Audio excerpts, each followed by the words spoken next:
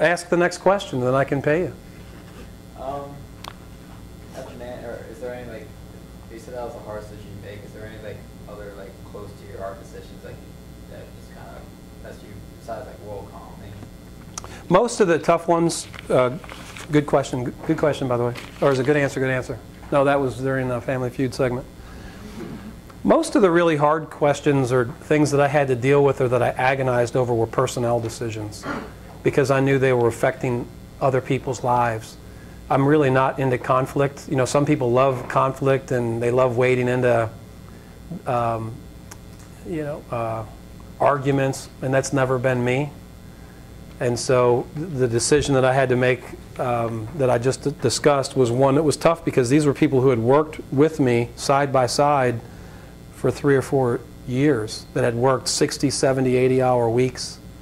You know, they had bled for me. And so those were tough decisions. The other very difficult decision that I had to make was when I left WorldCom. WorldCom had gone through the fraud, had gone through the name change, and I found myself working for somebody that I didn't like, didn't respect, and I actually ended up resigning without a job. I just sort of went to him one day and said, you know, for these 3 reasons, I'm leaving. And I agonized over that because I didn't want to be a quitter, and I needed the money. Lord knows, you guys read in the, did you read in the case study what happened to everybody's 401ks and stock options and all that stuff? I could be doing this every day of the week if I'd have cashed out all my options at the high water mark. I didn't cash out any options. So I have a spreadsheet that has millions of dollars of empty stock options, but that's a little bit of a tangent, but that's all going into this decision that should I leave. I had 4,000 employees. You know, I was making decisions that were affecting lots of people's lives, and I was afraid of becoming the person that I didn't respect. In fact, the clincher for me was I had a gentleman working for me who was an old gray-haired 45-year-old. Oh, I'm that guy now. And he had worked for the same person in years past, and I snapped at him about something that I needed from my boss. And he just, you know, as a good friend and employee, he just sort of said yes and left. And the next time I saw him a week later, he looked at me and he said, I want you to know that last week you sounded a lot like Fred. And it just struck me.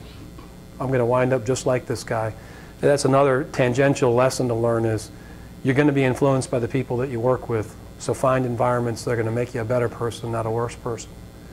And I ultimately, a week later, walked in his office on a layoff day, when a lot of my employees were walking out to their cars with their 2 boxes with all of their, you know, possessions from their cubes, headed to their trunks and left. So I agonized over that, but I look back on it now, it was the smartest decision I ever made. I'm going, why didn't I think of that one before? Why did it take me so long? You know, decisions, usually when it relates to your jobs, the hard decision isn't to go someplace new, it's to leave the place you've been. Because I've had great work experiences, so it's harder to kind of cut ties than it is to go form new ones. Things that are technology, in the end, the things that are about the work itself, they might seem difficult, but they're not, you know, they're not that tough in the end. Next question? Yes? I definitely want to hear about Old Man Hip Hopper. The last $2. This is actually a good segue to one of the comments I just made. And that is that, so Old Man Hip Hopper. I have a 9th grade son. He just turned 15 a couple weeks ago. He's 6'2". He has size 15 shoes, and he weighs 185 pounds. And he made the varsity football team as a freshman. How cool is that? So I'm very proud of him. And one of the things in the school where he goes to is a big-time football school in Maryland. Anybody from Maryland? Where you guys live? Anybody heard of Damascus, where we're from? So he plays for Damascus. And they have these after parties for the football players. So one parent hosts, you know, basically like 60 kids show up and their girlfriends and their parents after every football game. And I think it's just a way to keep them from all drinking and carousing, maybe. And because my son was so young, we're not, we don't know most of the people at these events, because most of them are juniors and seniors. And we, sort of standing against the wall, basically, trying to meet a few people. In comes the dad, and he's got black, baggy blue jeans on, with kind of loose back here. He's got a black t-shirt, tap-out t-shirt on. He's got a black hat.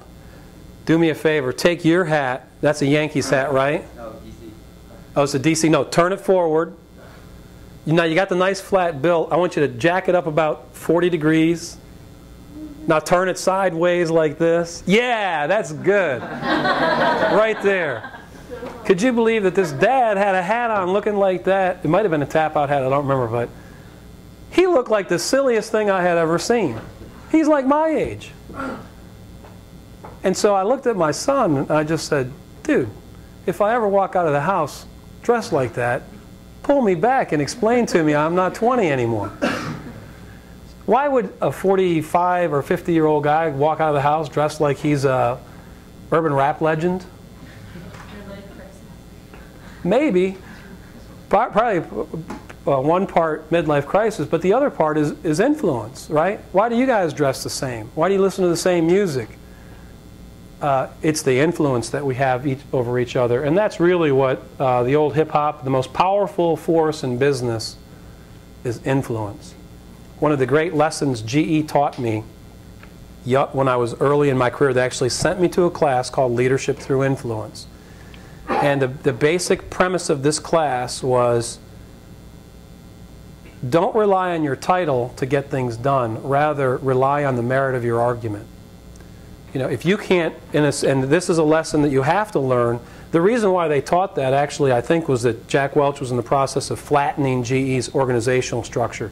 He didn't want like a manager over manager over manager over manager over manager. They had like 9 or 10 or 11 layers of leadership. And he wanted to get rid of that. So he wanted to teach people to get things done without relying on your title or the fact that a bunch of people worked for you. And so that was actually pretty smart. And especially early in my career and early in yours when you graduate, how much power will you have when you get into the workforce? You'll have none. Well, actually, you'll have a whole lot more than you actually think you do that you'll need to exercise. Let me get off on a quick tangent and remind me to come back to where I was about influence. But one of my favorite things to do at WorldCom was to host employee dinners. So I would go to a center, it might have 200 or 300 people. I might get up and answer questions like I'm doing now, give a little presentation, and take the 12 best employees in that center to dinner. And one of the things that I would do is have the managers, each of their managers, write them a letter of appreciation. We put a little plaque. So we'd go around the table, we'd try to make it light and informal, but the one serious part of the dinner was I would read the plaque to each of the employees.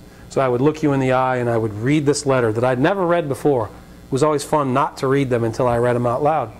And you had, in the midst of the fraud and the bankruptcy, people in the room that literally were working 60 hours a day and they had lost their 401ks. And these were people making $30,000 or $40,000 a year. Maybe they were married, maybe they were single moms, killing themselves for a company that bankrupted them. And I'd read the letters, and it was just the most, a lot of what we're talking about are the characteristics that these letters describe about these people.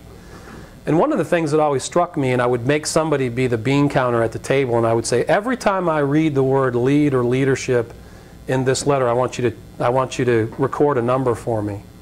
So I would read, and invariably, if there were 12 people at dinner, 10 of the letters mentioned the person's leadership abilities. And I would always look at them and say, how many people work for you? And they would look very sheepishly like they were embarrassed to tell me that the answer was 0. So I would say, okay, add 0 to the list. And we'd keep reading, and maybe somebody would say 8. Most of it was 0. And you would find I got 10 out of the 12 letter that mentioned leadership or the way they lead, and 2 that implied it in every word that was written, and none of these people have anybody that works for them. What's that say? There's a huge difference between leadership and management. You can lead as a student. You can lead as an individual contributor. You can lead as the President of the United States. You can lead in every role in between. Because leadership is about your actions and your behavior And the example that you set